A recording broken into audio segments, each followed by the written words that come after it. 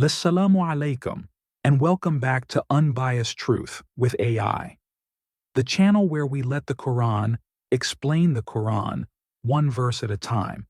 Today we are going to look at something so many of us say every single day. It's probably one of the first things many of us learned. It's that beautiful phrase, Bismillahir Rahmanir Rahim. But have you ever really stopped to think about what these words truly mean? Using only the Quran as our guide? It's not just a phrase to start things with. It's like a key that unlocks the entire message of the book.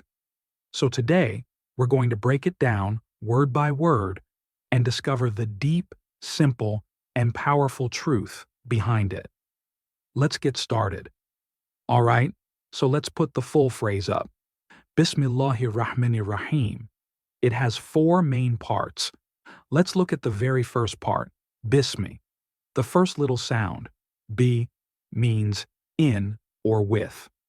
But it's not just a simple word. Think of it like this. When you say B, you are actively connecting what you're about to do with something else. The word right after it, Ismi, means name. So when you put them together, Bismi, you're not just saying the name is here.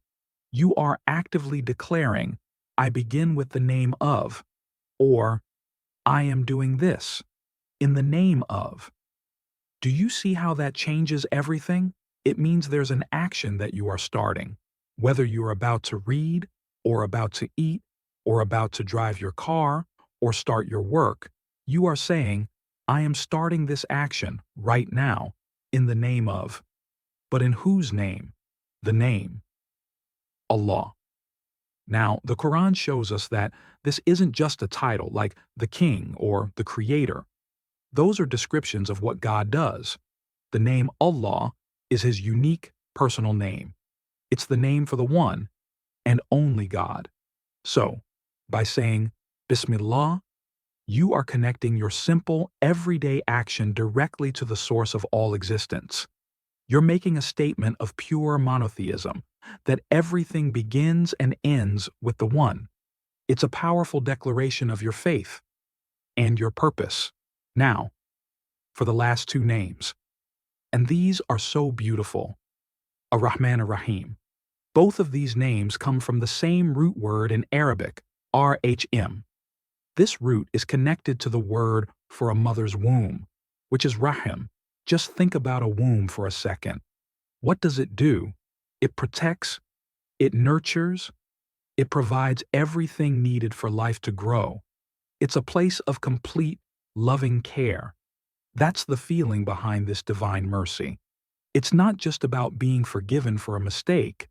It's about being cared for in the most profound way you can imagine. So, if they come from the same root, why are there two different names? The Quran shows us there's a beautiful and nuanced difference. First, you have a Rahman. Think of this as the big, all-encompassing mercy. It's like the sun.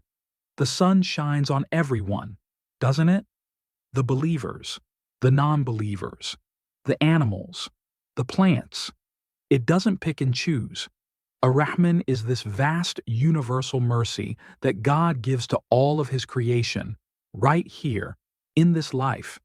It's the reason we have air to breathe, and food to eat, and a world to live in. This mercy is for everyone and everything. Then you have a Rahim. This mercy is more specific and continuous.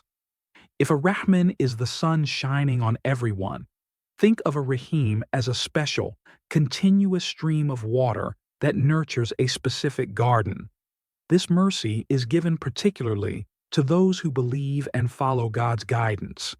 It's the mercy that guides your heart, that gives you peace, and that stays with you into the hereafter. It's a personal, lasting mercy.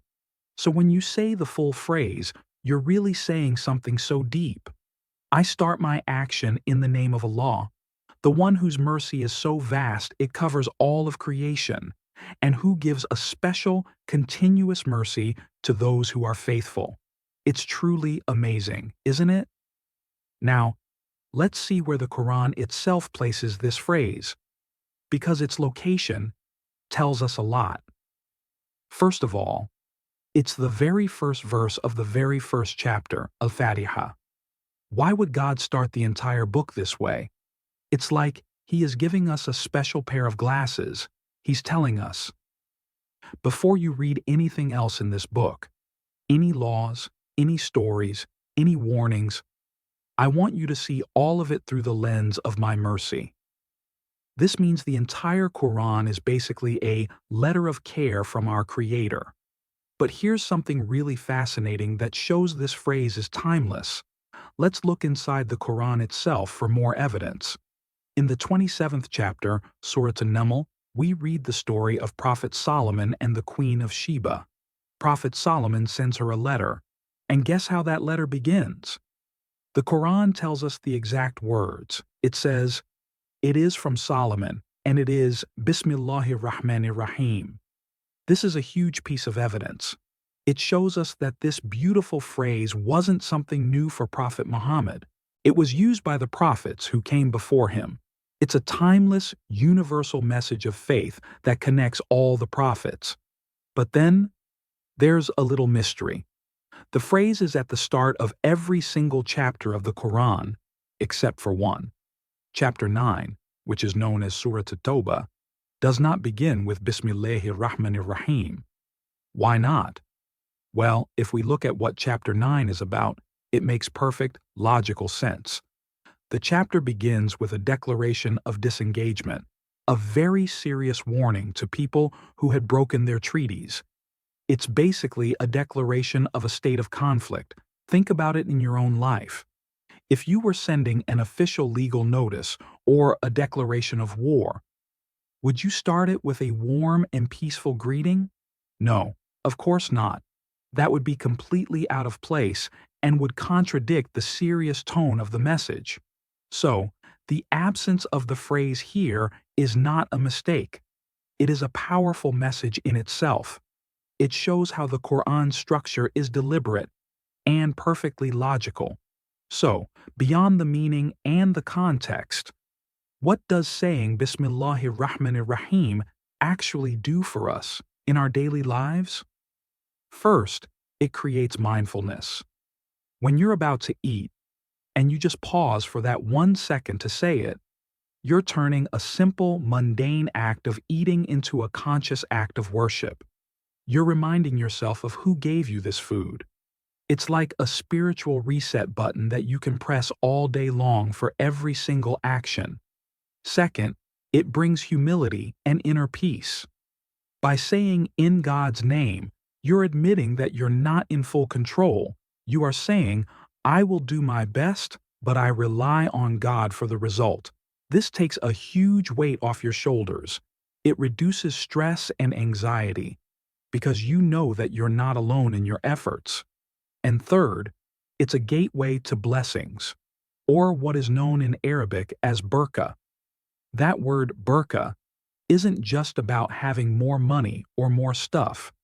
It's about having goodness, contentment, and a feeling of purity in what you already have. By inviting God into your actions, you are inviting His blessings into your life. Bismillah Ar-Rahman Ar-Rahim is your constant reminder to start everything you do with God.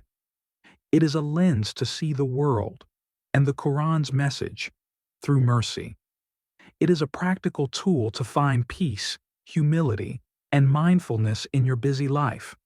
It is the simple, powerful, and enduring message that you're always under the care of, the most gracious, the most merciful, and that is a miracle we can all experience every single day.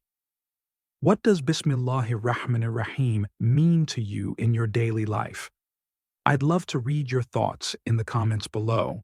Thank you for joining us on Unbiased Truth with AI. Don't forget to like and subscribe for our continuing journey through the Quran. Until next time, peace be with you.